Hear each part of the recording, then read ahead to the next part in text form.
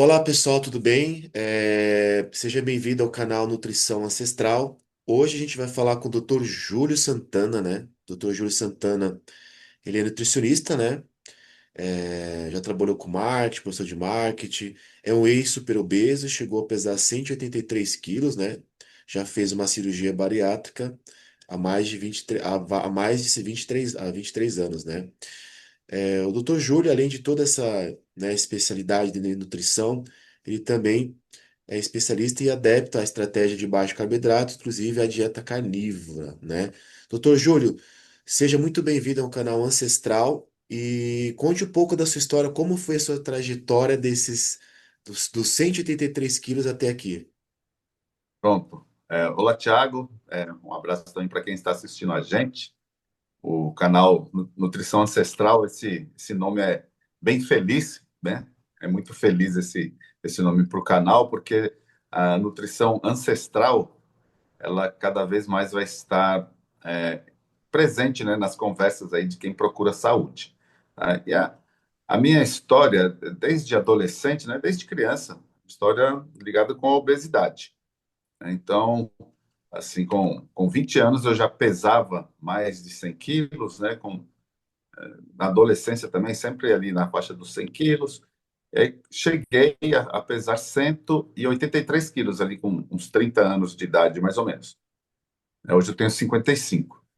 E aí, nessa época, né, a alternativa que eu encontrei foi fazer a cirurgia bariátrica, né? Fiz uma cirurgia de bypass, que é uma cirurgia que tem uma absorção do intestino diminuída, é uma cirurgia que obriga a pessoa a fazer uma suplementação para o resto da vida, tá?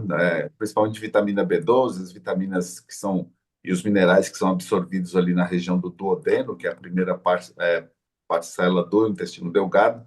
Essas vitaminas e minerais eles têm que fazer parte de uma suplementação o tempo todo e ou sublingual ou intravenosa, porque não adianta tomar via oral, porque não tem a região do intestino que faz a absorção. Então eu fiz essa cirurgia, né, cheguei a emagrecer bastante, emagreci uns 60 quilos, 65 quilos, mais ou menos, e achei que estava tudo resolvido, né? Só que 10 anos depois da cirurgia, eu tinha reengordado, né? De novo, novamente, aí uns 45, 50 quilos. E aí, eu, conversando com o médico, ele queria fazer uma outra cirurgia, uma adaptação, alguma coisa, uma revisão, alguma coisa assim. Eu falei, não, deixa eu tentar outro caminho aqui. E foi na época, aí em 2013, mais ou menos, que eu ouvi falar da dieta Dukan. A dieta Dukan, ela é essencialmente uma dieta rica em proteína, em fontes de proteína, principalmente a proteína animal. Ela meio que obrigava, né? Assim, uma das filosofias da dieta era ter um consumo de fibras maior também, né? Tanto que uma fibra obrigatória, uma marca da dieta Dukan era o farelo de aveia. E eu fazia consumo do farelo de aveia e fazia consumo também é, do glúten. Olha só que loucura.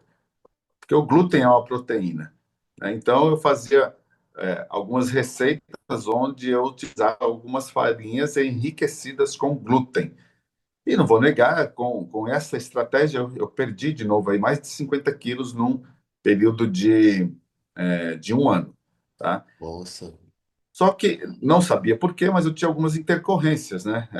Um sangramento intestinal, tinha estufamento no abdômen e tal. Depois que eu fui ver que era por conta da presença muito grande de fibras e por conta do glúten também, que era muito aumentada a ingestão na dieta. Depois disso que eu emagreci, como eu tinha essa relação, né, com a mídia, eu sou profissional da propaganda também, aqui em Teresina. Aí começou o pessoal, vamos fazer uma matéria jornalística, vamos contar sua história, e aquilo foi chamando a atenção. E eu gosto muito de cozinhar, eu tenho esse hobby. Então eu comecei a criar umas receitas também baseadas na filosofia da dieta, e isso, de certa forma, dava uma certa projeção. Eu cheguei a fazer um dos primeiros canais que não foi adiante na época, né, de receitas de baixo carboidrato. Fiz até um site, né, que chamava Casa do Júlio, não está mais no ar, que eu compartilhava a experiência e tal, e vi que aquilo ali poderia ser mais uma profissão, né? Então eu procurei fazer o curso de nutrição. Eu já era professor em uma faculdade, né? E eu fui virar aluno nesta instituição onde eu já dava aula. Então, de manhã eu era aluno, à noite eu era professor. E aí, depois, durante o curso, né, eu já sabia mais ou menos o caminho que eu queria trilhar ali com essas dietas de baixo carboidrato, né, que funcionava bem, né? Era até meio, de certa forma, tinha um certo preconceito, né, dos colegas com relação às abordagens que eu meio que tentava catequizar as pessoas. A gente já sabe que não adianta querer catequizar, que a gente não consegue catequizar ninguém, mas eu fui nesse sentido, né, buscando ter a minha qualificação profissional, meu diploma, depois as especializações no sentido de trabalhar com dieta de baixo carboidrato, onde a filosofia ancestral da dieta está muito presente, né? E uma das dietas de baixo carboidrato que tem uma afinidade também é a dieta carnívora. Então, desde a dieta paleolítica, que é o paleo, que vem a chamada comida de verdade, a dieta low carb, a variação de dieta cetogênica, a dieta com relação proteína-energia, dieta carnívora, períodos de jejum, tudo isso hoje, atualmente, faz parte das estratégias que eu lanço mão, né, para poder trabalhar com meus pacientes. Então, é uma linha só? Não, né? Tem paciente que não consegue se encaixar nesse padrão de dieta, quer contar calorias e dá certo também, né? Quando o paciente ele não tem nenhum problema metabólico, a dieta de contagem de calorias ela se aplica muito bem também, tá? Então, cada pessoa, né, vai ter uma questão de adequação. E foi nesse caminho, né, de sair da superobesidade, emagrecer, reengordar, ter que cuidar de suplementação, afinidade com a cozinha, o curso de nutrição, tudo isso me conduziu para esse momento que a gente está aqui agora com você, Tiago. Perfeito, Júlio. Relacionado, você estava falando sobre as fibras, né? O doutor Júlio, eu entrevistei um tempo atrás ali o Leonardo, ele também, ele faz dieta carnívora e tal, ele é um nutricionista também, só que ele é de outra cidade, acho que é da Bahia, e ele teve um problema de tumor do intestino, né? E ele vem falando, ele falou para mim que foi relacionado ao tempo, né? Ele tentou pensar tudo certinho que foi relacionado a esse tempo excessivo de uso de fibras. Ele chegou a falar que ele usava mais ou menos quase 1 quilo de aveia por dia nessa fase que ele Uhum, estava fazendo o emagrecimento. E aí você mencionou uhum. que tinha uns problemas intestinais, sangramento. Então, você acredita que está relacionado no problema das fibras mesmo? No meu caso, eu acredito que sim, né? Tanto a avenina, que é uma substância proteica presente na aveia, que pode ser equiparada aí ao glúten, né? Mas também ao conteúdo fibra, porque o que acontece? O organismo humano, a gente não digere fibras, ok? A gente digere proteínas que viram aminoácidos, digere gorduras que vão virar ácidos graxos, digere carboidrato que vai virar essencialmente glicose, outros monossacarídeos, mas essencialmente glicose, e a fibra, que é um tipo de carboidrato, o humano não digere, né? Então a fibra ela vai fazer o quê? Ela vai aumentar o volume fecal, ela vai servir para as bactérias fermentarem lá no intestino grosso, principalmente. Isso tem alguns benefícios, mas para muitas pessoas o benefício não compensa, né? E as fibras também, elas funcionam no organismo como um preenchedor, vamos dizer assim, do intestino, ela aumenta a motilidade intestinal também, mas, por outro lado, também é um dos principais causadores da constipação intestinal, né? Principalmente quando a pessoa não bebe água a contento, né? Ela acaba ficando com constipação, com mal-estar, com gases, né? Por conta da presença da fibra. Então, a fibra e os carboidratos de maneira geral, eles não são essenciais na dieta humana, né? Não essencial é aquilo que, quando eu retiro da dieta, não vai me fazer falta em termos de nutrição, em termos de metabolismo. Então, os carboidratos, de forma geral, e principalmente as fibras, não são essenciais. Então, eu consigo tirar da dieta o que eu não consigo fazer com os outros nutrientes. Se eu tirar a gordura, eu vou ter algum tipo de desnutrição. Se eu tirar proteína, eu vou ter algum tipo de desnutrição. Se eu retirar vitaminas, minerais e água, eu também vou ter algum tipo de desnutrição, o que não acontece com os carboidratos, tanto os digeríveis quanto os não digeríveis, que são as fibras. Perfeito, é. Que nem você mencionou, eu estou na dieta carnívora fazia um ano e como atleta, né, porque eu sou um atleta de fisiculturismo, foi uma quebra de paradigma, né? É, Sim, doutor sim. Júlio, o pessoal ainda fala, mas como que você vai construir massa muscular sem carboidratos, né? Sendo que agora eu Uhum, utilizo a gordura. Eu saí mesmo dos carboidratos, das fibras também, porque eu tinha esse motivo aí de intestino, sabe? Já estava com o intestino assim, eu tinha muita acidez quando eu consumia uma quantidade grande de carboidratos, demorava para fazer a digestão, atrapalhava meu sono. Então, hoje, né, eu tenho assim, eu como o alimento, como a carne, a gordura, e minha barriga fica do mesmo jeito, eu não sinto que fica aquela fermentação, entendeu? Que nem você falou, realmente.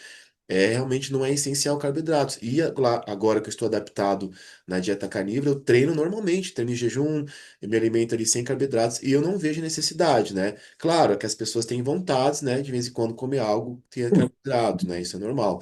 Mas para mim, eu vejo particularmente que eu não preciso de carboidratos, né? Mas a galera, que nem você falou do déficit calórico, você trabalha com alguns pacientes que gostam de fazer o déficit calórico. Eu acredito sim que o déficit calórico para emagrecimento tem que ter, porque a pessoa tem que ter um controle também, né, do que está ingerindo. uhum. Porque chega alguns alunos meus que vêm da carnívora e falam: Ó, eu estou fazendo a carnívora, comendo até saciedade, porém não estou emagrecendo mais. Você podia me dizer para mim sobre esse fato, assim? Sim. É, o que acontece é que a gente sinaliza o organismo, né? É muito difícil você engordar com a insulina mais baixa, ok?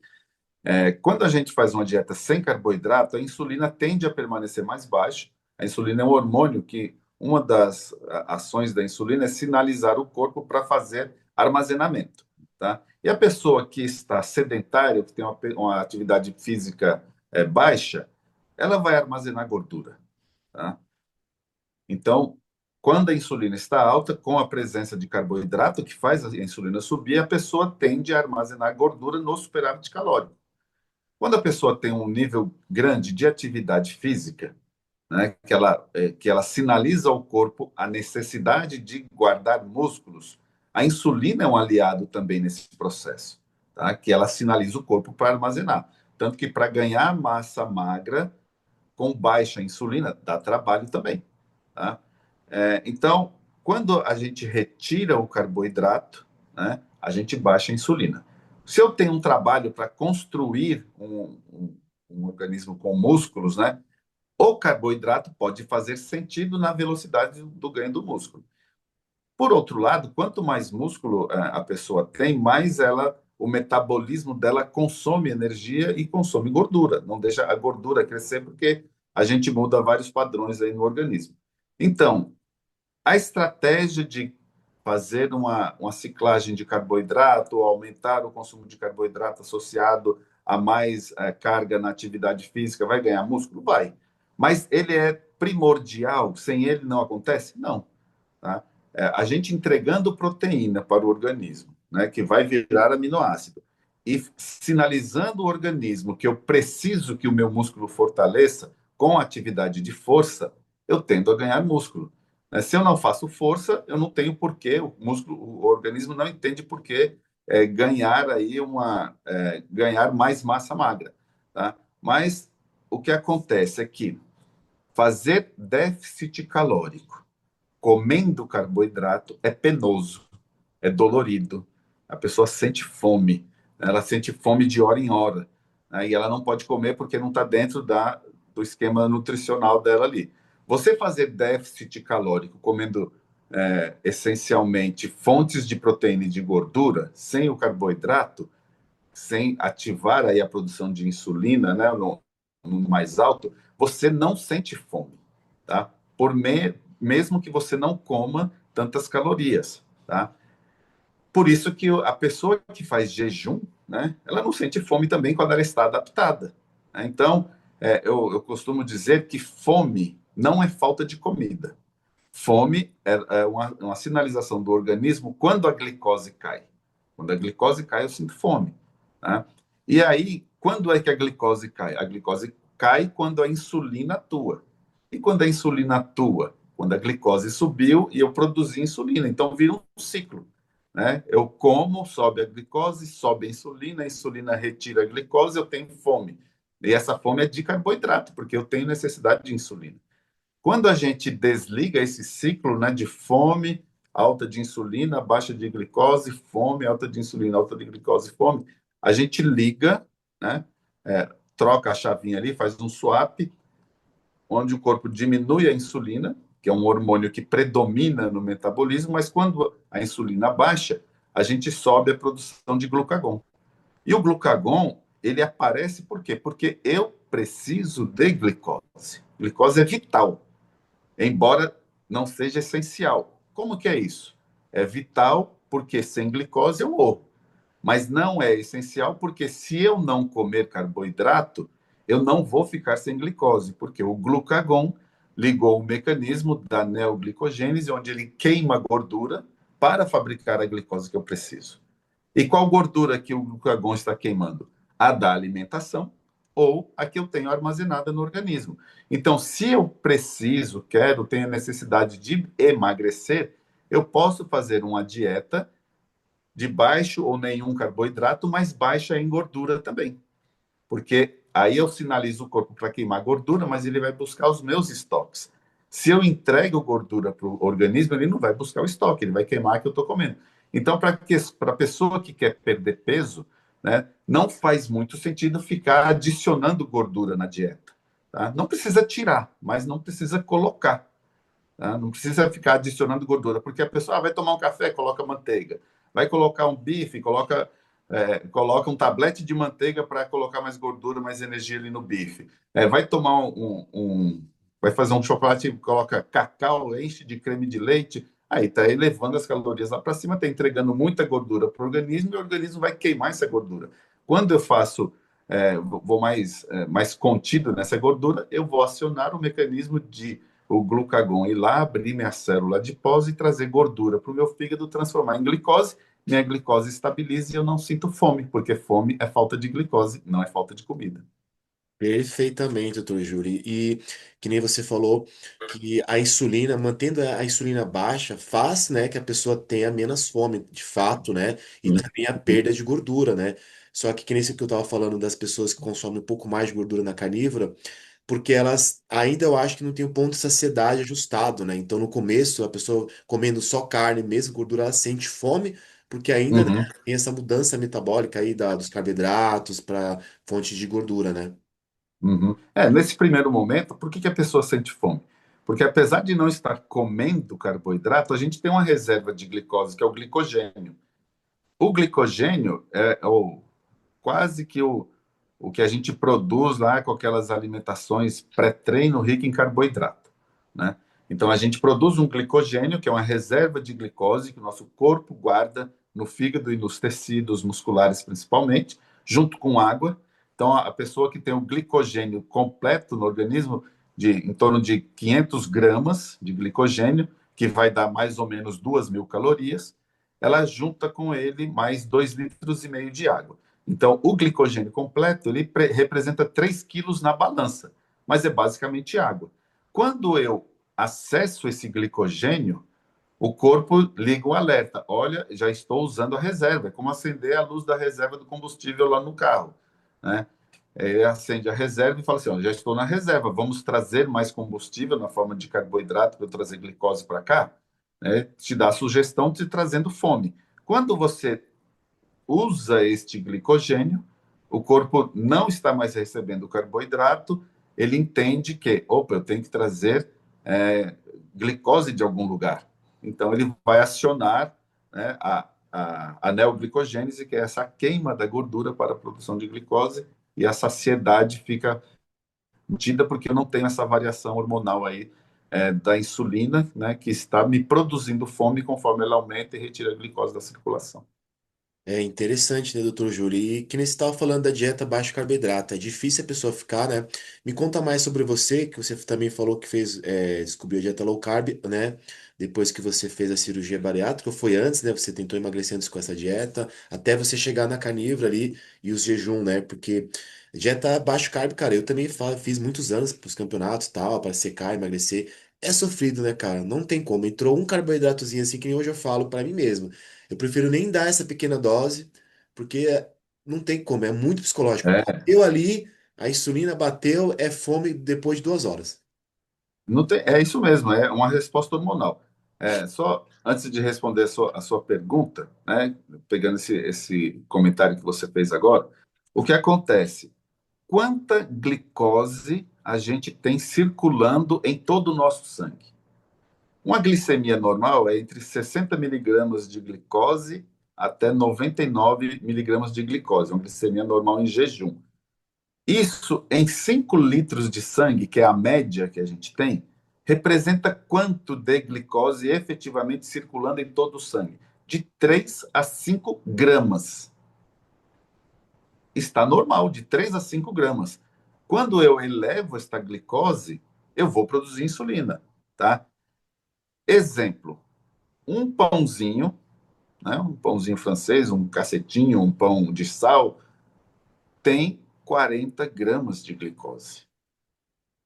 Então, assim, eu tenho 3 a 5 gramas circulando, está normal. Agora eu vou entregar 40 gramas de glicose para o organismo, que vai fazer a digestão e vai entregar isso para a corrente sanguínea, e eu preciso produzir insulina para poder trazer para o nível normal de novo, né? Tanto que as pessoas que têm resistência à insulina sobe a glicose e demora a baixar, né? Mas a pessoa que não tem resistência à insulina, a insulina foi lá, fez o trabalho dela, retirou aquela glicose, colocou na forma de glicogênio, que é uma reserva, mas se o glicogênio está completo, vai virar gordura, né? Vai processar em gordura, vai fazer triglicerídeo e vai guardar dentro da célula adiposa, tá? Então, essa questão da insulina, que eu gosto muito de chamar a atenção, né? Chamar a atenção da insulina é importante porque muitas vezes é meio que negligenciado dentro do processo aí que a pessoa de ganho, perda de peso, de síndrome metabólica, de resistência, assim por diante. E eu fiz a minha cirurgia, não conhecia dieta de baixo carboidrato, era só a dieta de comer pouco, passava fome e tal e tudo, né? Eu fiz a cirurgia no ano de 2002, né? E de 2002 até 2013, eu nunca tinha ouvido falar em dieta de baixo carboidrato, tá? Em 2013, eu ouvi falar, né, como leigo, da dieta do CAN, mas eu também não associava a uma dieta de baixo carboidrato. Era uma dieta onde eu não comia massas e não comia açúcar. Eu podia comer carne à vontade e dia sim, dia não, eu comia fibras porque dizia que fibra era importante para o organismo. Com essa estratégia, né, entre 2013 e 2014, eu havia reengordado depois da bariátrica, eu emagreci um pouco mais de 50 quilos, né? E aí foi quando eu comecei a ver outras coisas, né? Você pega um assunto, vai virando uma bola de neve, né? Você vai entendendo, entendendo. Então, você chega lá nos resumos do livro do Gary Taubes, que o doutor José Carlos Souto fazia, né? E aí você entende aquela teoria insulina e glicose, e aí depois disso você aplica e funciona, depois você vê que tem um histórico, né, que te leva para a sua ancestralidade, aí você vai estudar a indústria de alimentos, a transformação que tem depois da, da Revolução Industrial, onde a pessoa, o trabalhador tinha que ficar muito tempo disponível para produção, aí não podia é, é, comer em casa o tempo todo e tinha que comer de uma maneira barata, mas que ele tivesse energia.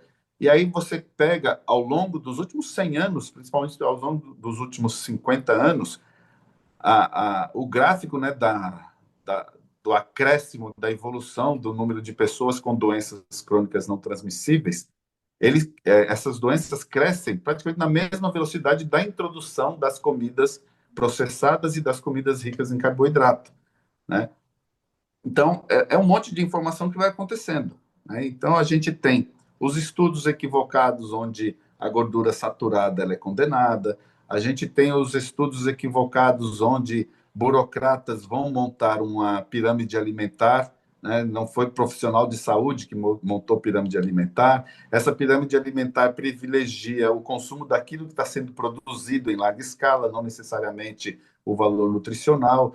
É, aí, por outro lado, você gera doenças crônicas, mas essas doenças crônicas você tem remédios, né, o tempo todo para fazer dar uma amenizada nesses sintomas, né?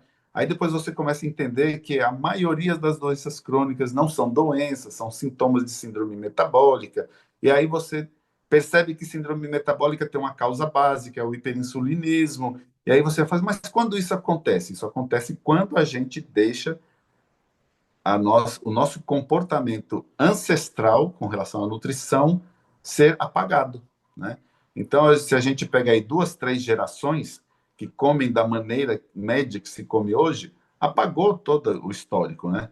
E esse resgate eu acho interessante que algumas pessoas acendem a lanterna para isso, né? E tem pessoas, por exemplo, como você, que dedicam alguma parte do seu tempo para esclarecer isso para outras pessoas, porque para você já está esclarecido, né? Então, a partir do momento que está esclarecido para você, que você quer compartilhar isso com outras pessoas, já tem um trabalho que está sendo feito e que o tempo todo ele é colocado à prova, que as pessoas não acreditam muito no que você está falando, porque parece, a impressão que as pessoas têm é que sempre, nas últimas 300 gerações, todo mundo comeu do jeito que a gente come hoje, né? É interessante mesmo, doutor Júlio, porque a ancestralidade é algo que já existiu, né? É nossa alimentação desde que a gente veio ao mundo. E as pessoas, elas, né, elas se assustam, né? Quando eu falo isso também no Instagram lá, comendo carne, ovos, né? Eu também faço a rotina do sono, eu tento comer minha última refeição às 6 da tarde. E eu percebo a Uhum, diferença. No começo eu não percebia, mas depois eu fui percebendo que quando eu como a minha última refeição ali por volta das 6 da tarde, no máximo 7 da noite, eu tenho um sono melhor. Eu acordo uhum, melhor, entendeu? Não tenho picos de fome, porque geralmente eu percebo que, ainda falando da insulina, né, doutor Júlio? A insulina está muito ligada, as pessoas consomem alimentos muito tarde da noite, então ali cortisol abaixo, né? E aí chega à noite, 9h30 da noite, começa a ter gatilhos de comer. Por quê? Porque não é horário de estar alimentando, né? É horário de estar dormindo, né? exato. Essa questão de a gente viver em ambientes totalmente controláveis, né? Agora mesmo, você, eu e quem estiver assistindo a gente, muito provavelmente está em um ambiente com a temperatura controlada, botou a temperatura que quis, com a luz controlada, né? A quantidade, intensidade de luz que quis. Lá fora pode estar frio, pode estar calor, pode estar sol, pode estar noite, mas esse ambiente que a gente criou, ele está confortável para a gente. Só que esse conforto ele tem um preço, né? Então esses pilares que você vai implantando, que são totalmente controláveis, são pilares que a pessoa não gasta nada a mais por isso, vai representar saúde, né? Que é o comer, eu chamo comer durante o dia e não comer durante a noite. Fica mais fácil de entender. É que a pessoa, por que 18 horas, 19 horas e não 20? Eu falei, não, você come de dia e não come à noite. Por quê? Porque o humano é um animal de hábito diurno, né? Ancestralmente, quando a luz do sol acabava, a gente se recolhia. Talvez acendesse um fogo, que é uma luz amarela, como defesa, não porque a gente precisasse daquela luz ali. A questão de tomar sol é importante também, né? Tem as pessoas que falam que se você conseguir todo dia acordar de manhã e assistir o nascer do sol, sem óculos escuro, né? Você assistir aquilo, aquilo já traz uma informação para você que mexe com seus hormônios também, que o seu dia está começando, né? Pisar no chão, né? Ir para a praia, pisar num gramado, fazer alguma atividade junto da natureza, isso ótimo também, né? E aí, o que a gente fala de cuidar da dieta é uma parcela, né, que a gente tem dentro desses pilares, né? E controlar o estresse também, né? Porque o nosso estresse, ele está muito associado à nossa ancestralidade da tensão da fuga, né? Da caça e fuga. Então, quando a gente está estressado, o corpo ele se prepara para ter um momento de explosão, né? Então, é aquele corredor de 100 metros rasos que ele gasta 10 segundos para correr ali, mas a quantidade de energia que ele utiliza naqueles 10 segundos é enorme. Né? Pode se comparar a um fundista ali que vai correr durante horas e ele gastou uma energia muito parecida. E quando a gente não controla o estresse, a gente está o tempo todo guardando energia para essa explosão, explosão que não acontece. E a gente acumula. Né? Então, são coisas grátis. Né? É pegar sol, dormir cedo, pisar no chão, cuidar da dieta e tentar controlar o estresse aí com várias possibilidades terapêuticas que a gente tem. Então, o legal é que isso dá para fazer, não custa nada, está na mão de todo mundo, só que a maioria das pessoas não acredita nisso, né? Porque é tão simples, tão básico e tão grátis que a pessoa, não, isso aí não vai funcionar. É perfeito. As pessoas não acreditam mesmo que elas. É porque também, doutor Júlio, o conforto, né? Eu sempre falo assim nessa palavra. A gente tem que buscar um pouquinho de desconforto, porque se a gente só procurar conforto, a gente nunca vai querer mudar os nossos hábitos, porque também está relacionado aos hábitos também, né? Você falou da cirurgia bariátrica. Tem uma pergunta aqui. é, por que que tantas pessoas voltam a ganhar peso depois da bariátrica? Como você já fez, você tem uma ideia mais ou menos, né? É porque, assim, mudou o volume que cabia no estômago. Só. Se você muda só o volume, o que acontece? Você consegue fazer um grande volume distribuído ao longo do tempo. Então, eu até brinco. Antes eu conseguia comer uma picanha inteira. Hoje eu também consigo, só que eu vou demorar 3 horas, né? Mas eu consigo. A picanha é um bom exemplo que dá certo comer picanha, mas eu conseguia comer uma pizza G, né? Sozinho. Hoje eu também consigo. Eu levaria 3, 4, 5 horas, mas eu consigo. Né? Então, a gente sempre tenta procurar um atalho para o conforto. Então, a gente reaprende, né, de uma outra maneira a burlar aquilo que a gente tentou cessar.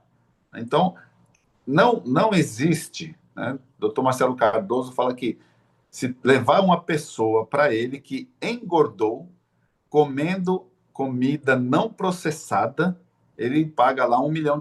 Não tem. Né? A pessoa, em algum momento do dia, da semana, do mês, ela coloca comida processada ali, que é extremamente saboroso, é extremamente hedônico e tal, e aí ela vai disparar processos no organismo. Então, a pessoa que emagrece com a cirurgia bariátrica, ela emagreceu durante a lua de mel. Se ela não reaprendeu a comer, se ela não tomou ciência de que o corpo dela reage, né, à produção, principalmente, na maioria dos casos, a produção alta de insulina. E se ela não fizer a contenção dessa produção de insulina, ela vai engordar de novo. Né? Ah, mas eu como igual ao meu irmão e ele não engorda. Porque o seu irmão não tem o seu problema metabólico. Né? Mas a pessoa reaprende a comer, coloca muito carboidrato novamente aí no dia a dia dela, ela vai ganhar peso. Começa, troca, né? Coloca um carboidrato líquido, por exemplo, uma cerveja, que tem calorias, é líquido, esvazia rápido o estômago, e tal, mas o corpo está pegando tudo aquilo ali. Né? Então, pode fazer compulsão por doces, né? Que tem concentração energética e de carboidrato em pequena quantidade e aí consegue, né, burlar aquele esquema que parecia perfeito no momento que fez a cirurgia bariátrica. A cirurgia também, que tem bypass, que ela diminui bastante o tamanho do estômago, mas o estômago ele volta a crescer. Então, se a pessoa começa ali com 50 ml de estômago, né, depois, passado alguns anos, tem 200, tem 250, e isso é praticamente o que uma pessoa normal, né, vamos colocar bem entre aspas, esse normal, come também. Né? Então, a pessoa consegue levar essa normalidade, diminui aí os intervalos das refeições e vai conseguir reganhar peso mesmo. Então, o interessante é reaprender. Hoje eu trabalho muito com os pacientes de cirurgia bariátrica, no pré-bariátrico, já trabalhando a consciência de uma alimentação mais low carb. Durante o período de recuperação da cirurgia, que vai aí, leva até 2 meses, eu faço uma alimentação low carb, mudando somente a consistência. E com 60 dias, quando ele volta ao normal, eu tento é que ele entenda que o normal dele é comer low carb. Tá? Porque se ele fugir disso, ele vai reganhar peso. Né? E quem faz um bypass precisa ainda, uma cirurgia que diminui o tamanho do intestino, precisa suplementar para o resto da vida. Às vezes, a desnutrição, a falta de nutrientes, faz com que a pessoa ganhe peso de novo também. Tá? Então, a pessoa que faz uma cirurgia sleeve, que só mexe o tamanho do estômago, ela não precisa suplementar, mas o intestino dela tem total absorção dos nutrientes, ela não precisa ficar suplementando direto, ela tende a não ter essas fases de desnutrição no pós-cirúrgico, mas também ela tem uma perda de peso menor, mas é mais duradoura essa perda de peso. E muita gente não tá ligando muito para isso, quer saber do lado prático, né? Fala assim, eu fiz a cirurgia, eu emagreci, se eu começar a engordar, eu vou usar o medicamento, tem um monte de medicamento novo surgindo aí, vou usar uma canetinha e tal. Válido, mas precisa, né? Se a pessoa entender o processo, não precisa. E também, né, por quanto tempo a pessoa vai usar essa caneta, né? É como se fosse um aluguel, entre aspas, né? Porque vai acabar Sim, parando e voltando também ao novo, a ter novo apetite, né? Nosso corpo sempre vai buscar, né? Voltar às origens, né? De sim. apetite e tal. E hoje em dia já tem estudo das canetas que quando a pessoa para, né? Que ela está usando off-label, né, uma caneta para o diabético, mas que a pessoa está usando para perder peso, né, em torno de 70% do peso perdido acontece o reganho, né? Só que assim, o peso perdido perdeu massa magra junto, e o reganho é de massa gorda, né? Então tem esses vieses também que é importante ficar prestando atenção. Acho que aquela pessoa que tem que perder 5 quilos, esteticamente falando, vale lançar mão de uma estratégia de jejum, que é algo ancestral também.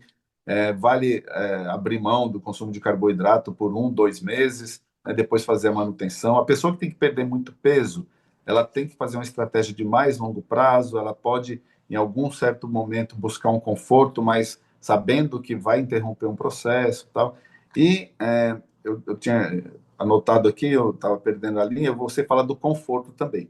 Né? Tem um conceito que é bem interessante, que é o conceito do antifrágil. O nosso corpo responde quanto mais a gente exige dele. Então, ele vai se tornando antifrágil. Se eu preciso fazer um afundo com 120 quilos, eu posso não conseguir hoje, mas eu vou fazer com 50, com 60, 70. Quando eu prestar atenção, eu já estou fazendo com 120, porque eu fui criando essa condição para o meu organismo. Se eu não suporto frio, começo a tomar banho gelado, com o tempo aquele banho está confortável. Se eu não consigo tomar sauna, eu vou aumentando o meu tempo de sauna também, vai ficando confortável, né? Então, são várias atitudes que a gente pode ter de ir forjando o organismo, né, trazendo esse desconforto e fazendo com que ele se torne antifrágil também com o tempo. Então, que nem eu tava falando pra você, em relação ao conforto, porque se for analisar, né, doutor, tudo que a gente consegue superar do desconforto, igual ao emagrecimento, que é algo, né, como você já lidou muitos anos, e hoje em dia muitas pessoas estão lidando com emagrecimento. Eu vejo as redes sociais, doutor, bombando assim, ó, páginas de jejum intermitente, páginas carnívoras, páginas low carb. Então, assim, eu vejo que só tem mesmo estratégia para pessoa perder peso. Para ganhar massa, que nem no meu caso, para aumento de volume, para atleta, que nem você falou da insulina, até marquei aqui, que você mencionou, que a insulina baixa para quem quer aumento de hipertrofia é mais complicado, né? É mais complicado, dá mais trabalho ganhar massa, né? E o que acontece também é porque a insulina alta cronicamente, ela leva o corpo a uma condição de resistência à insulina. E aí, muitas vezes, o que acontece? A pessoa tem um determinado ritmo de treino, tem uma alimentação altamente carregada em carboidrato, mas faz muito sentido para aquele momento dela. Quando ela muda, né, o treino, quando ela não muda a dieta por conta da mudança do treino, o corpo começa a responder. Aí a pessoa vai aumentar de peso, vai criar resistência à insulina, pode virar diabético, né? Então, isso deve ser bem esclarecido também para essas pessoas, principalmente o bodybuilder, que ele se dedica àquilo, mas quando ele precisa dar uma pausa, o corpo vai responder de uma forma diferente, porque ele estava trabalhando no ritmo de de gastar 10.000 calorias no dia, de fazer 5, 6 horas de atividade física intensa, né? É, e mesclar alguns momentos de desidratação com hiperalimentação, e isso o corpo vai reclamando, né? É importante esclarecer, né? É E quando a interessante. gente olha somente uma estratégia e uma resposta e dá certo, é um grande risco esquecer tudo que está acontecendo no entorno, né, dessa estratégia. Em torno de tudo da volta, né, do metabolismo, que ele vai se moldando, né? Em relação a esse, ó, que nem vou ainda continuar nesse assunto de hipertrofia, de massa magra, porque tem gente também que não é atleta, que é magro, que tá na carnívora, cetogênica, que tem dificuldade, né, doutor? Porque eu vejo que o meu peso, ele não sobe tão rápido, né? Eu até consumo Uhum, bastante gordura ali, por exemplo, como ali 400 gramas de costela, aí adiciono manteiga nos ovos, e o meu peso ele não sai, ele vai 1 quilo um dia, mas no outro dia, quando acorda, ele abaixa. Agora, quando eu estava comendo carboidratos, que eu fiz a dieta da paleo, né? Eu percebia que eu conseguia ter esse aumento de peso mais rápido, né? uhum. Então, quando você está sem comer carboidrato, fazendo uma carnívora, quando você coloca o carboidrato, você já vai produzir uma reserva de glicogênio. Esse glicogênio vai atrair água. Né? Por isso que o músculo cresce e tal, fica bonito, né? Porque tem água ali. Aumentou o tamanho do músculo, mas não porque aumentou a massa magra, porque aumentou a água, né, no organismo. E aí dá a impressão que o carboidrato faz crescer o músculo, mas ele faz crescer o glicogênio e faz crescer a reserva de água junto com ele. Mas é interessante que tem que saber o objetivo de cada um, sabe, Tiago? Se a pessoa tem o objetivo de crescer rápido, tem estratégia para crescer rápido. Se a pessoa tem intenção de fazer definição sem muito volume, tem estratégia para fazer definição sem muito volume. Se a pessoa só quer ser forte sem definição, tem estratégia para ela ser forte sem definição. Né? Porque muita gente associa volume de músculo à quantidade de força. E a gente sabe que não é tão simétrico assim. Né? Existem pessoas com muito músculo e pouca força.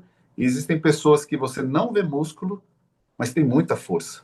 Né? Você pega aqueles escaladores, né, que vão subir rochas, subir montanhas, tal. Normalmente o cara é magro e tem força que ele se sustenta por horas ali, só na ponta dos dedos, com o dedão do pé, não sei o que. É uma força quase sobre-humana. Que se coloca uma pessoa super musculosa para fazer isso, né, Não não tem. consegue. Né? Tem até uma historinha aqui que a pessoa, um senhorzinho magrinho, um pedreiro, né? Ele chamou um cara bem musculosão para ajudar para fazer uma obra, né?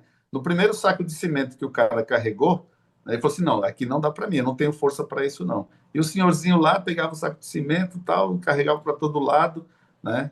Então mostra, né, que força e músculo são coisas que podem estar atreladas, mas na maioria do tempo não está. É exatamente, né? Que você estava falando do glicogênio, né? O carboidrato, né? A gente consome o carboidrato e infla o músculo de água, né? Agora, a grande dúvida, doutor, que eu quero que você responda, como você tem bastante tempo na carnívora e cetogênica, se realmente, né, tem o aumento de massa magra na dieta carnívora, se você acredita que pode ocorrer mesmo, claro, fazendo essa estratégia que você falou, tem que ter a estratégia para aumento de peso, aumento de volume ou para definição, mas você acredita que a dieta carnívora, ela é uma dieta anabólica? Ela é uma dieta anabólica pelo seguinte: você entrega substrato para a construção de músculo no organismo, que é aminoácido que veio da digestão das proteínas. Tá? O que é que vai fazer com que esse aminoácido se transforme em músculo? A exigência que você está fazendo no músculo. Então, quando fala que tem que ir até a falha, o que é falhar? O meu músculo vai, de certa forma, inflamar e ele precisa ser recuperado. Quem é que vai recuperar esse músculo? É o aminoácido que vai ser agregado àquele músculo. Por isso que ele cresce. Então, se tiver só alta ingestão de proteína, vai crescer o músculo? Não. Se tiver somente alta intensidade de força, vai crescer o músculo? Não. Tem que ter uma combinação dos dois. Tá? Então, e isso é de pessoa para pessoa. Tem gente que vai e faz uma atividade de intervalada ali, 1 hora, e tem um resultado impressionante comparado com outra pessoa que ficou 3, 4 horas dedicado na academia. Muda de homem para mulher, muda pela faixa etária. Então, tudo isso tem que levar no contexto, né? Vai responder? Vai, mas dentro da individualidade. Perfeito. É, porque as pessoas falam, ah, mas a dieta carnívora, como que vai ganhar músculo sem carboidratos? Mas aí você falou bem, né? Bem declarado. E a outra pergunta que a galera sempre fala, mas será que eu comer gordura na dieta carnívora, cetogênica, eu vou engordar? Porque gordura tem muitas calorias, né? Então essa é a dúvida quando a pessoa Pode entra. engordar. Se você fizer um Pode. superávit calórico muito grande, você pode até engordar. Só que é mais difícil do que você engordar com carboidrato, Por conta tá? da insulina, né? Que fica um pouco mais baixa ali. Exatamente, porque quando você baixa a insulina, você não está sinalizando o armazenamento, né? A gordura que você consome, ela vai ser transformada em ácidos graxos que o corpo utiliza. Quando você come carboidrato, né, você faz energia a partir desse carboidrato. Quando você não come carboidrato, você vai fazer energia a partir da gordura, né? Então, você vai ter menos sobra, né, vamos dizer assim, dessa gordura para você armazenar. Tá? Se você fizer um superávit calórico muito grande, mas tem que ser muito grande, você pode até armazenar. Né? Porque proteína também eleva a insulina lá no final da digestão dela. Então, se eu quero crescer, eu tenho que fazer superávit calórico. Se eu não quero crescer, eu não tenho que fazer superávit calórico. Superávit calórico com proteína e gordura, não precisa entrar o carboidrato. Tá? Dá para crescer com carboidrato? Dá. É só que você está crescendo o fator que pode levar à formação de um quadro de resistência à insulina e síndrome metabólica, né? Que é É, muito comum a exatamente. gente ver em atleta. É muito comum a gente ver atleta quando chega numa determinada faixa etária, ele não tem mais performance e ele começa a mudar a composição do corpo com acúmulo de gordura por causa, né, dessa dieta rica em carboidrato que não foi alterada. É por conta da inflamação que causa, né, doutor? Realmente, Isso. eu não consigo voltar. Eu não volto mais para dieta de de carboidratos por conta disso. Porque eu tenho assim como se diz, eu tenho uma melhora, né, de performance, eu tenho. Claro, não tem esse aumento de volume que eu percebi que eu não tenho tanto volume como eu tinha antes, né? Aí eu sei por conta dos Uhum, carboidratos. Só que eu não uhum. quero voltar, porque eu sei que se eu voltar, eu vou voltar a ter as minhas inflamações que eu tinha, a digestão ruim, entendeu? E outra coisa também é a nossa mente fica muito melhor na dieta carnívora. Eu percebo que a gente fica parecendo que a gente está ali o tempo todo ativo, sabe? E quando a gente consome carboidrato, dá aquele sono, né? É verdade, porque o corpo, quando ele utiliza somente glicose no cérebro, né, e pode acontecer isso, dependendo da minha alimentação rica em carboidrato, o cérebro ele vai ficar, de certa forma, mais lento, vai procurar mais o repouso, né? Agora, quando eu tenho menos glicose na minha alimentação, que eu tenho produção de corpos cetônicos, né? A neoglicogênese também o corpo produz corpos cetônicos, por isso que tem uma fase, né, que pode chamar de cetogênica, né, na dieta carnívora. Essa cetose manda corpos cetônicos para o cérebro. E o cérebro funciona diferente, né, com corpos cetônicos em comparação quando funciona somente com glicose. Isso vê também em vários, né, tratamentos de distúrbios neurológicos. Então, tem neuropatias que a gente tem uma melhora muito interessante nos sintomas quando não tem glicose sendo oferecida em excesso na alimentação, quando tem a presença dos corpos cetônicos ali no cérebro. Então, é diferente. Agora, é um processo, né, Tiago? Não adianta a pessoa falar assim, eu vou fazer essa dieta, está com uma semana, eu estou muito desconfortável. É desconfortável. Da mesma maneira que depois que você está adaptado, como você mesmo falou, quando volta a consumir carboidrato que sobe a glicose, você fica desconfortável, né? Você piora a sua qualidade de vida no dia a dia, né? Eu penso assim que a nossa genética. Vamos falar só de Homo sapiens, não vamos nem falar de hominídeo, né? A nossa genética, que tem 300 mil anos, é a mesma. Então, se eu pego o Homo sapiens de 300 mil anos atrás, vai ser muito parecido, né, geneticamente com o Homo sapiens hoje. Só que a dieta é totalmente diferente, porque nos últimos 10 mil anos é que foi introduzido grãos na nossa alimentação. Nos últimos 500 anos, sei lá, um pouco menos, tem açúcar. Nos últimos 100 anos, tem comida processada. Nos últimos 30, 40 anos, tem comida ultraprocessada. Então, a gente passa 300 anos dentro de um comportamento alimentar ancestral que forjou a nossa genética, e hoje a gente entrega o que normalmente não vai ser entendido como alimento, né? Da mesma forma que um coelho é herbívoro, e se eu der ovos para ele comer, ele vai ficar com o colesterol alterado, vai criar placa e vai ficar adoecido. Mas isso não acontece com a gente, né?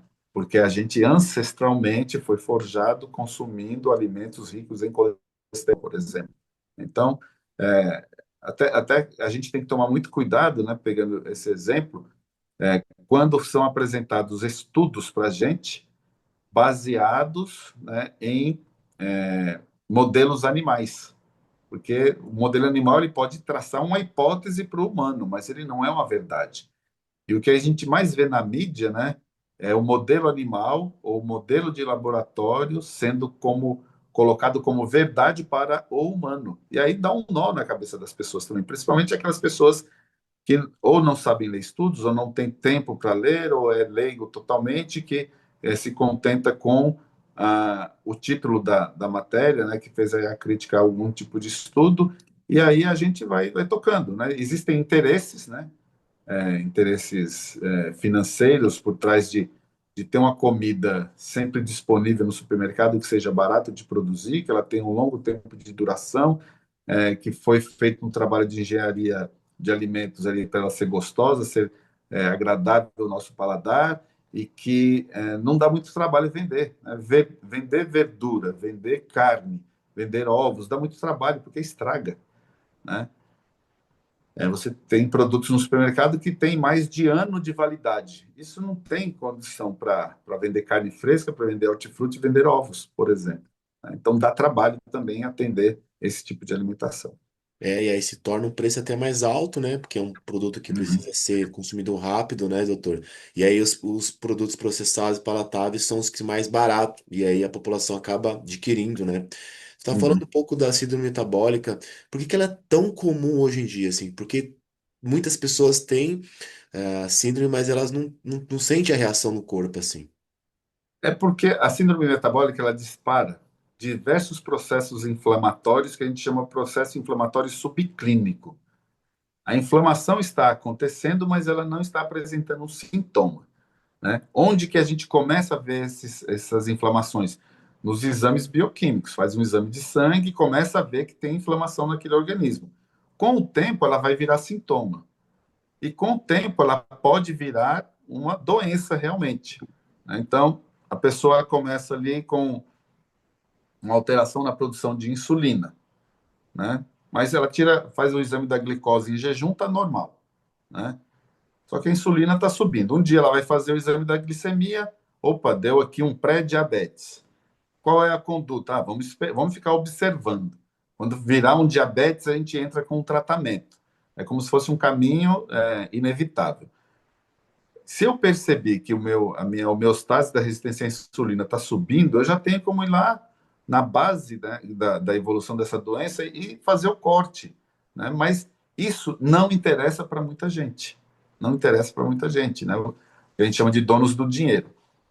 E aí as coisas vão acontecendo. Quando virou realmente um problema, é que a gente vai perceber. Então a pessoa tem lá um histórico de TGO, TGP, GGT, ferritina, né? Vem aumentando gradativamente, mas está dentro do normal. Aquele aumento, um dia vai fazer um exame, ó, você tem esteatose hepática. Oh, e agora, como é que a gente vai tratar? Tal? Aí vai procurar um remedinho para mexer o número, né? A pessoa faz não está com sintoma nenhum, faz um exame lá da PCR ultrassensível, está elevado, tem inflamação. Faz um exame do ácido úrico, tem inflamação, né? Vai lá ver a homocisteína, tem alteração, né? Mas não está sentindo ainda. Então, o problema é que demora a aparecer como doença, né? Tem uma expressão que chama fogo de monturo, né? Então, você pega um grande monte de folha, coloca fogo lá, você não está vendo, mas ele está acontecendo. Aí um dia que você vai ver, virou tudo cinza, que a hora que chega na parte visível já queimou tudo, né? E isso acontece. Quando a gente tem um marcador que é muito baratinho, quem tem plano de saúde paga também, que é a hemoglobina glicada. A hemoglobina glicada, ela não é um processo que está acontecendo no sangue apenas. ela está acontecendo no organismo, né? A pessoa que está glicando hemoglobinas, está glicando a retina, está glicando os rins, está glicando as juntas, né? Está acontecendo esse processo de caramelização, né, dos açúcares nesses pontos, e aí vai virar doença, né? Dá para retroceder? Dá para retroceder na imensa maioria dos casos. Mas é muito mais interessante monitorar logo no começo e traçar um comportamento que não vai te levar a desenvolver aquilo como doença, porque você cessa logo o processo. É, perfeitamente. E relacionado aos exames, né, doutor? As pessoas não sabem o que estão sentindo, só vão sentir realmente quando já tá na doença. Aí já dá para reverter, como você falou, mas em alguns casos já não dá, né? Agora, falando Uhum, sobre o colesterol, tem a pergunta muito grande, porque o colesterol, né, eu já li o livro lá da gordura, que fala que desde a década de 1960, né, a gente já foi doutrinado a saber que a carne, os alimentos de origem animal fazem mal, né? uhum. Então, colesterol um pouquinho mais alto, já você já tem que buscar tratamento, sendo que, né, uma dieta que só tem a base de origem animal vai estar um pouquinho mais alta, né, doutor? Pois é, eu vou desenhar um gráfico aqui e mostrar para você. Maravilha. A gente tem a imagem espelhada ou tem normal? Tem espelhada Se eu também. mostrar para você, está Uhum. espelhada? Não. Ok, está espelhada. Eu fiz ele ao contrário, então. Ó, aqui eu tenho a quantidade de números de mortes. Isso aqui eu Ah, desenhei agora. E aqui eu tenho o nível do colesterol. O gráfico ele faz um U, né? Ou seja, neste intervalo aqui, se morre menos por todas as causas. Com o colesterol muito alto, se morre mais. Com o colesterol muito baixo, se morre mais. Então, se morre mais com colesterol alto ou se morre mais com colesterol baixo, não é o colesterol, né? São outras coisas que estão acontecendo, porque eu não posso, eu estou morrendo porque tem muito colesterol, eu estou morrendo porque tem pouco colesterol, né? Mas é uma discussão interessante porque existe uma medicação, que são as estatinas, que é um dos medicamentos mais receitados no mundo todo, onde quem dita o ponto de corte para usar ou não a estatina é quem fabrica a estatina, que faz o congresso médico, que apresenta estudos encomendados por essa indústria, né, por profissionais que tiveram os estudos bancados por essa indústria. E aí, o que se tem hoje? Olha, o colesterol total tem que ser 190. Se for maior que isso, tem que receitar estatina, porque é perigoso para o paciente. Ok? Eu lembro há uns 30 anos, era 220 esse ponto de corte. Até um amigo meu foi ao médico e falou assim: ó, seu colesterol aqui está 220, era normal antes, mas agora você vai ter que tomar estatina porque tem uma nova orientação. Ele falou assim: não pode mudar o jogo durante o campeonato, não pode mudar a regra durante o campeonato, né? Você muda aí para quem estiver nascendo agora. O meu é 220, ele falava brincando, né? Mas o que acontece? O colesterol total, ele não diz muita coisa. Ele não diz muita coisa. Porque ele é a somatória de três parcelas. O colesterol HDL, chamado colesterol bom, o LDL, chamado colesterol ruim, e o VLDL, que é o colesterol residual. Tá? Então, se eu tenho lá um colesterol de 200 total e tenho 50 no HDL, ok? Tá bom. E esse 150 é o quê? Esse 50 é LDL e VLDL. Quanto maior o VLDL, a partir de 20, pior. Tá? Então, normalmente, quem tem um VLDL muito alto, acima de 20, 30, 40, 50, tem uma associação direta com triglicerídeos altos. O problema, normalmente, são os triglicerídeos. Né? Então, o que a gente vê? Que tem que analisar as parcelas. Tá? O homem tem que ter um HDL acima de 40, 45, a mulher tem que ter um HDL acima de 50. A relação entre triglicerídeos e HDL é importante que seja abaixo de 1,7, ou seja, se eu tenho 50 de HDL, é importante que eu tenha no máximo 85 de triglicerídeos, né? Por quê? Quanto maior o triglicerídeo, diferente vai ser a composição do meu LDL. Então a gente falou de três parcelas. Só que essa parcela aqui do LDL, ela tem 14 subtipos diferentes. E dois subtipos são extremamente heterogêneos, né? E esses subtipos é que são perigosos, né? Que na maioria dos casos, a gente fazendo essa inferência com triglicerídeo HDL, vai dar beleza. Agora, existe uma pequena parcela da população que são os hiperrespondedores de massa magra, que aumenta muito o colesterol quando faz uma dieta carnívora. Esses tem que acompanhar mais de perto, né? O cardiologista vai pedir os exames ali da apolipoproteína B, da apolipoproteína A1, vai ver a relação desses dois, né? Porque mesmo com um triglicerídeo em ódio, mas o colesterol LDL muito alto precisa estudar ainda a composição desse LDL. Não é porque é alto que é ruim, né? Mas tem algumas pessoas que aí tem que ter alguma estratégia de evitar que cresça muito o triglicerídeo, inclusive na dieta, né? Porque tem alguma falha de conversão no fígado para tirar esse LDL da circulação. Mas, assim, imensa maioria dos casos, se você tem uma relação triglicerídeo-HDL menor que 1,7 e o HDL maior do que 40 para os homens e maior que 50 para as mulheres, é um colesterol saudável. Tá? Então, você pode ter um paciente que tenha 300 de colesterol total e ser saudável em termos de lipídios, e ter um paciente de 150 de colesterol total e ele ser adoecido dos lipídios, né, por conta da composição. Então, o número em si sozinho é, não é não é fiel, né, à tradução da qualidade de saúde dessa pessoa. Sendo que o colesterol ele é algo que está presente no corpo todo. Tá? Esse colesterol que sai no exame são as partículas de transporte de colesterol. Então, é uma lipoproteína que transporta colesterol, mas o colesterol está presente no corpo todo. E quando a gente não come o alimento que tem colesterol, que normalmente é de origem animal, a gente vai produzir o colesterol. O fígado produz. Por que, que o nosso corpo produziria para todas as pessoas algo que é nocivo à saúde? Também não faz muito sentido, né?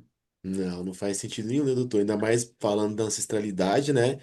O- os caçadores naquela época lá, o pessoal talvez, não sei, não tinha diabetes, né? Obesidade ou colesterol alto, né? Não tinha, com certeza. Eu gosto muito de pegar aquelas imagens da savana africana e observar os animais na natureza. Os animais na natureza eles são padronizados. Isso talvez tivesse acontecido com o humano, né, em algum momento da existência dele. Hoje não mais, né?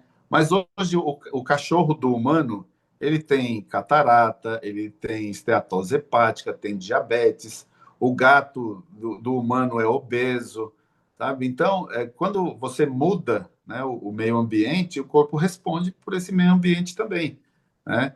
O cachorro do humano ele deve ter o faro extremamente prejudicado pela quantidade de perfume que ele recebe lá na pet shop, né, na banhitosa. Então, está mudando o ambiente dele, né? Então, ele fica ali quietinho, não presta muita atenção no que está acontecendo na volta dele, porque o ambiente tá favorecendo isso, né?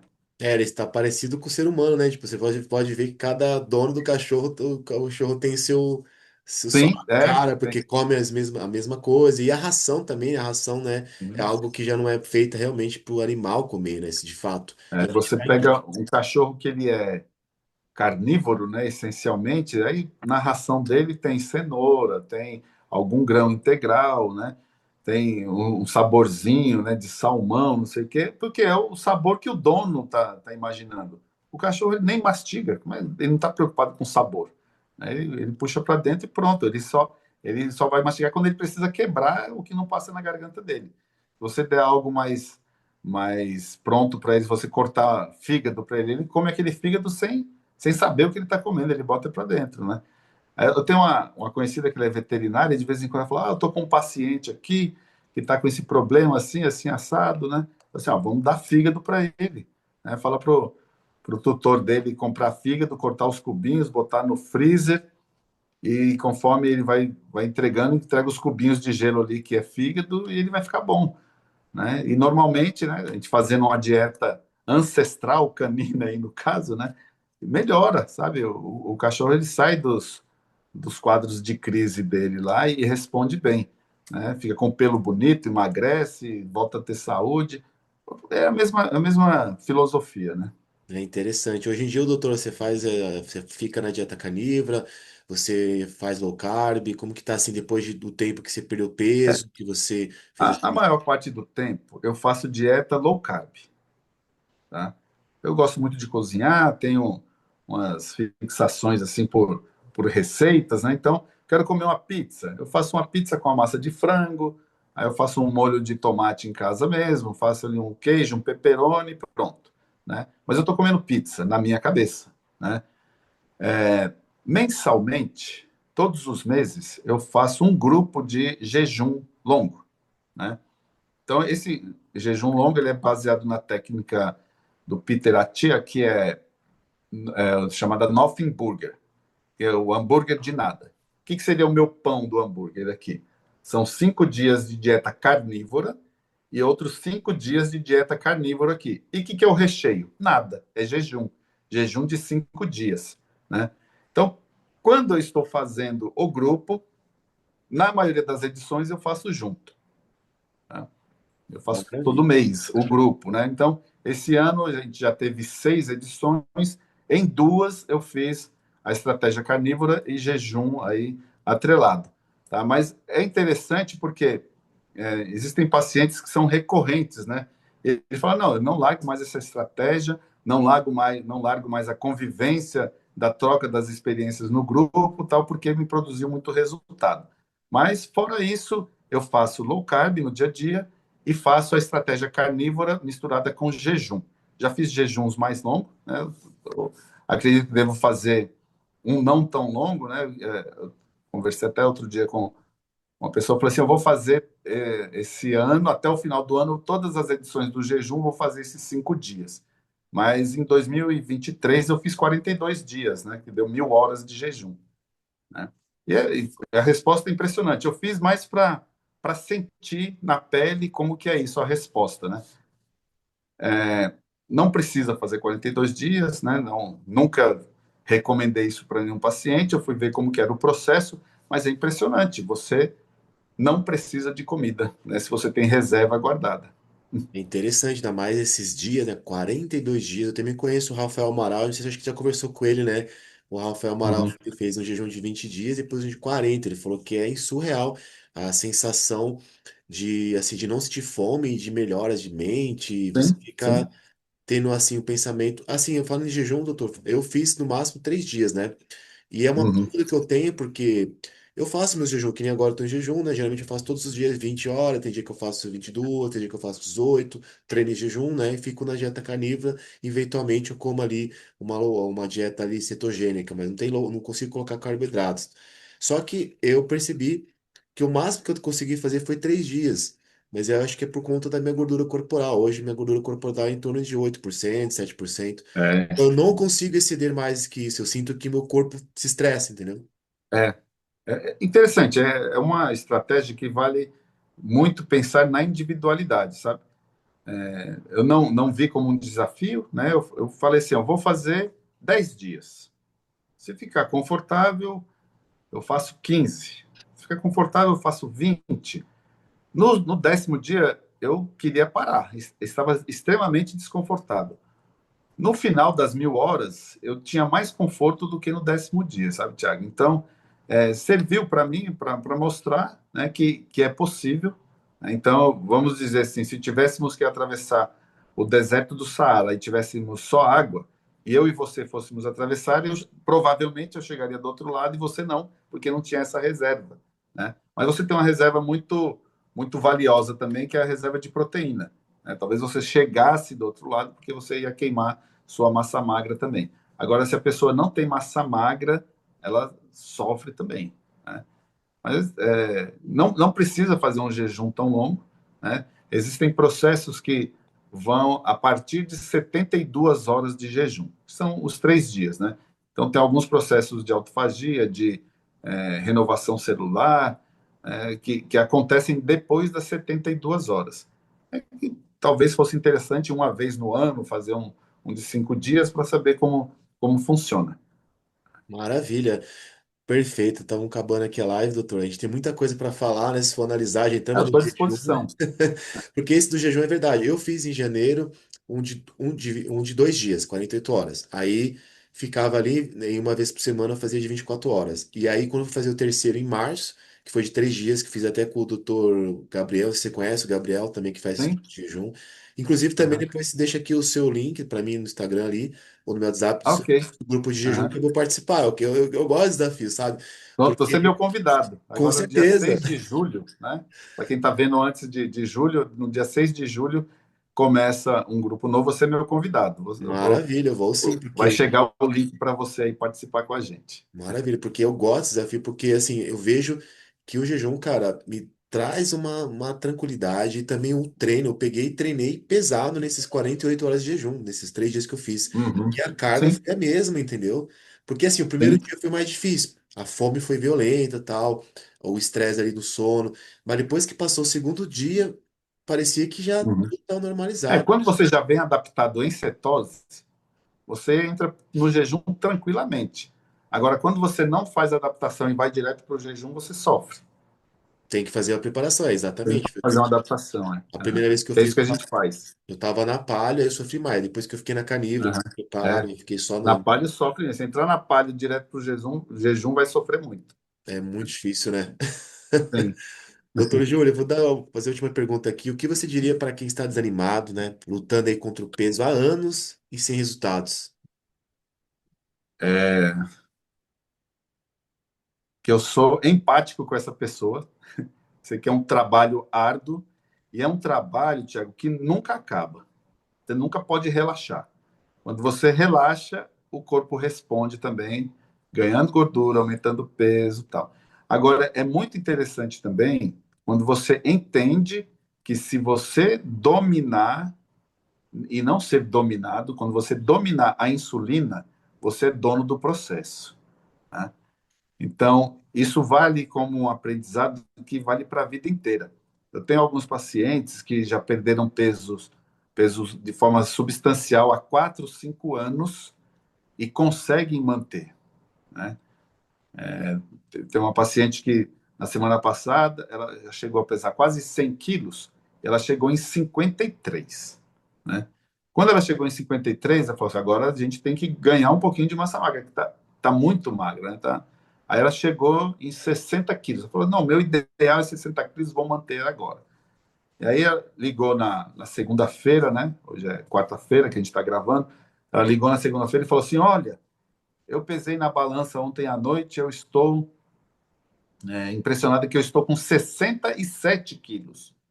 Eu falei, bom, você pesou ontem à noite, ela me contou o histórico alimentar dela aí, quinta, sexta, sábado e domingo, que era um feriado. Eu falei, até sexta-feira que vem, que para a nossa cronologia, que é depois de amanhã, você vai estar de novo com 62 quilos, porque você reteve água, tem o volume fecal, que também não foi liberado, tal. Isso tudo não é seu peso, né? E aí hoje ela mandou uma mensagem pela manhã e falou assim, ó, estou com 63. Eu falei assim, sim, o seu peso é 62. Se você quiser baixar esses dois aí, vai dar um pouco mais de trabalho.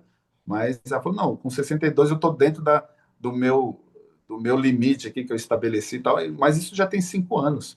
Ela entendeu que vamos cuidar para a insulina não subir, porque a hora que a insulina sobe, o corpo está ávido para encher as células de gordura que estão esvaziadas. Porque quando a gente emagrece, a gordura vai embora, mas a célula não.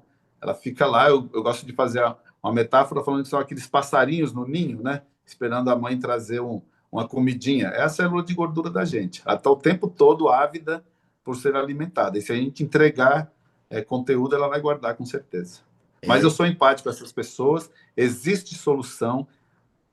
Não é confortável no começo, mas o resultado é muito bom. com certeza, perfeito, doutor. E encerrando a live aqui, que eu deixei grifada aqui, que quando a gente fizer mais uma live, com certeza. A insulina, né, doutor? A insulina é a chave tanto do emagrecimento, tanto do ganho de massa. Se a pessoa souber controlar a insulina na vida dela, ela consegue, que nem você falou, manter o peso do jeito que ela quer para a vida inteira, né, cara? É verdade.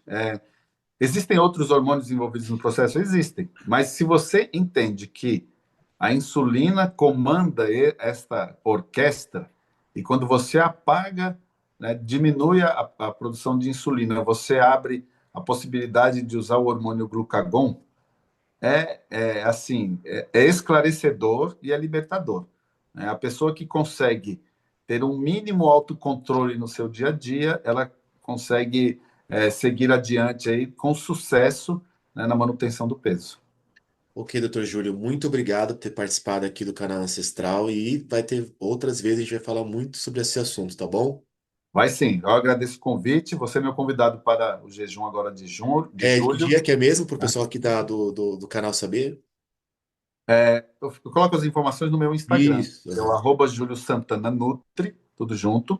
Todo mês tem um grupo, né? Todo mês tem um grupo. Esse de julho, ele inicia a inscrição no dia 5 e o processo começa no dia 9, dura 3 semanas. Né? Nessas 3 semanas tem um período de 5 dias, 120 horas de jejum. Né? Mas quando você for falar dos seus períodos aí de jejum, até sei que a gente está no final, mas me lembrei aqui que eu fiz um post, né? A primeira vez que eu fiquei 10 horas em jejum. Eu fiz um post para assim, estou em 10 horas em jejum e não estou com fome. Né? Como se fosse algo assim, Foi uma vitória, né? uma vitória, É, porque mas eu comigo, eu, jantei ó, 10 eu da também, noite, eu já não, era 8 da manhã, não tinha comido, né?